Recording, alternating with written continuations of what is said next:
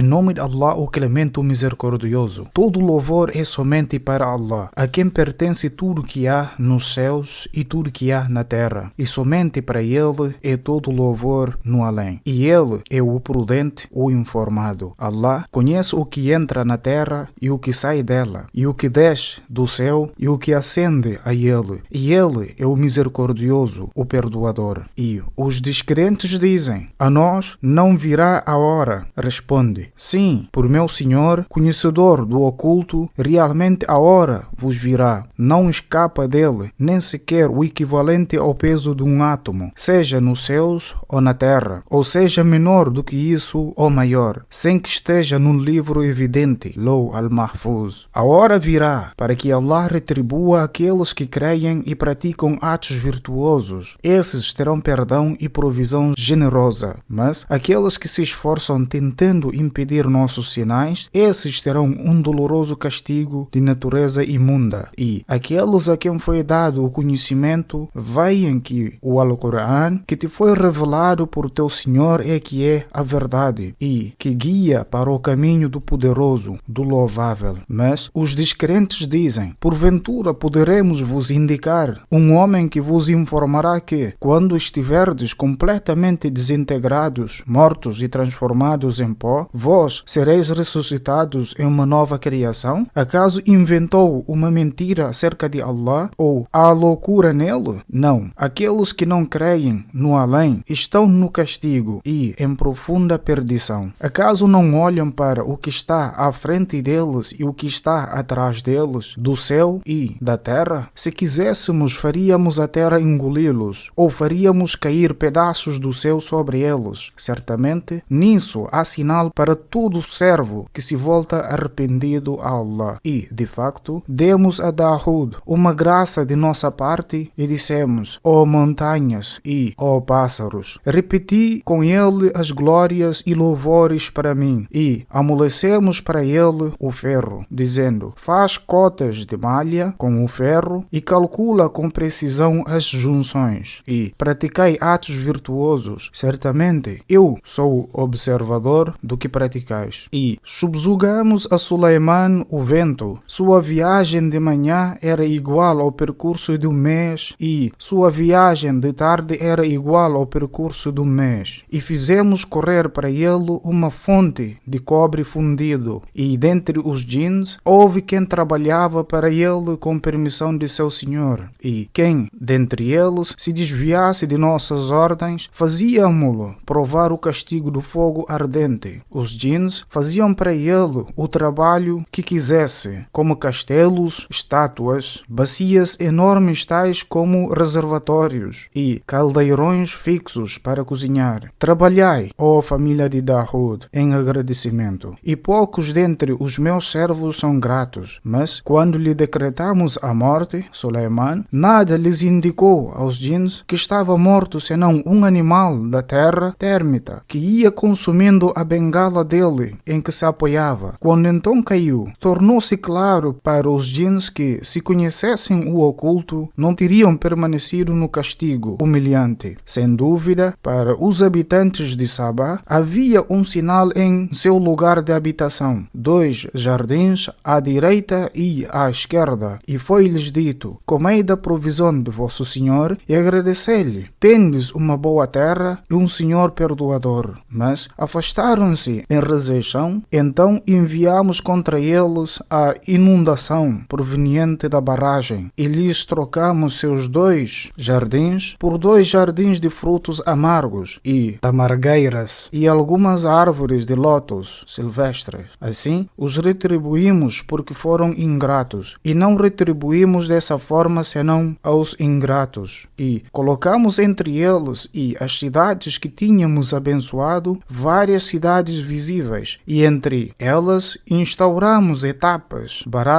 paragens bem calculadas, e dissemos: viajai entre elas em segurança de noite e de dia. Mas disseram em arrogância: Senhor nosso, torna mais distante as etapas entre nossas viagens, e foram injustos consigo próprios. Então tornámo-los meras histórias e dispersámo-los completamente sem deixar rastros. Certamente nisso há sinal sinais para todo aquele que é extremamente paciente, grato. E, de facto, Iblis confirmou estar certo quanto à sua presunção acerca deles, das pessoas, pois seguiram-no, exceto um grupo de verdadeiros crentes, e ele não tinha autoridade alguma sobre eles para desviá-los, mas isso não aconteceu, senão para que pudéssemos distinguir quem acredita no além, de quem está em dúvida acerca disso, e teu Senhor é guardião sobre todas as coisas. Diz: invocai aqueles que alegais serem divindades em vez de Allah. Não tenham poder nem sequer equivalente ao peso de um átomo, seja nos céus ou na terra. E nestes não tenham qualquer parceria com Allah na criação, e Ele não tem qualquer ajudante dentre eles. E a intercessão junto dele não beneficiará senão aquele a quem Ele permitir. E os ansiosos pela intercessão ficarão à espera até que, quando o pânico for removido de seus corações, perguntarão: a quem for permitido interceder? Que disse vosso Senhor? Responderão: a verdade, e Ele é o Altíssimo, o Grande.